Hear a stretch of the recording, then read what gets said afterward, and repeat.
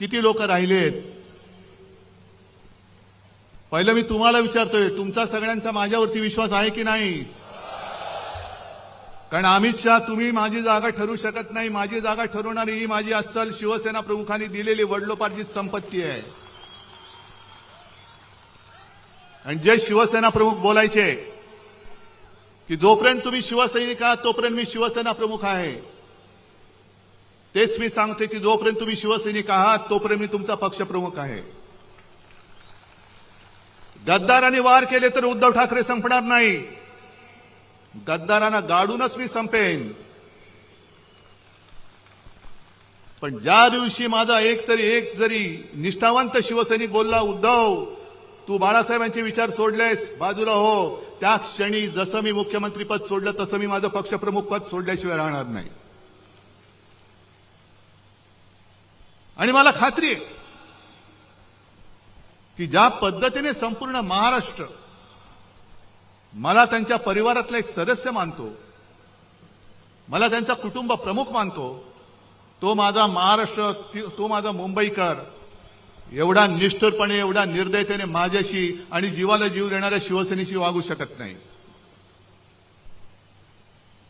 ठीक आहे, हार जीत होत असते, पण मुळामध्ये हा विजय,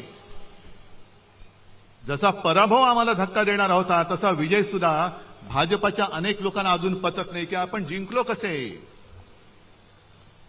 काहीतरी गडबड घोटाळा नक्की आहे, ईव्हीएमचा तर नक्कीच आहे, पण एक साधा प्रश्न आहे की ज्या अमित शहानी संपूर्ण सरकारी यंत्रणा वापरून 2.5 वर्ष आपल्या महाराष्ट्रावरती घटनाबाह्य सरकार लादलं, ते असा तसा महाराष्ट्र आपल्या हातातून सुटू देतील?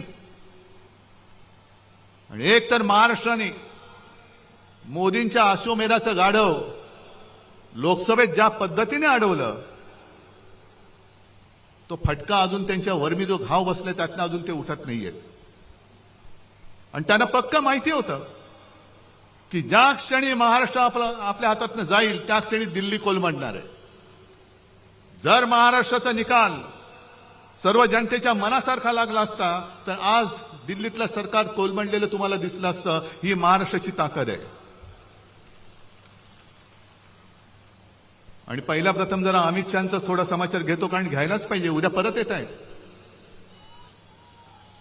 कुठे मालेगाव मध्ये जात आहेत का आणखीन कुठे जात आहेत, काय काय बोलून गेल्यात, काल काय बोलले त्याचा मी आज समाचार घेईन, उद्या काय बोलणार त्याचा मी परवा समाचार घेईन, पण समाचार मी घेणार, मी नाही सोडत.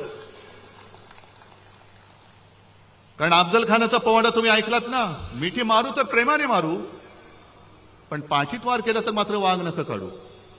हा महाराष्ट्र आहे, हा महाराष्ट्र आहे आणि ही महाराजांची शिकवण आहे. अमित शहाजी, तुम्ही जे काय बोललात की शरद पवारांना त्यांनी जी काय दगाबाजी केली होती 78 साली, त्यांना 20 फूट जमिनीच्या आत गाडले.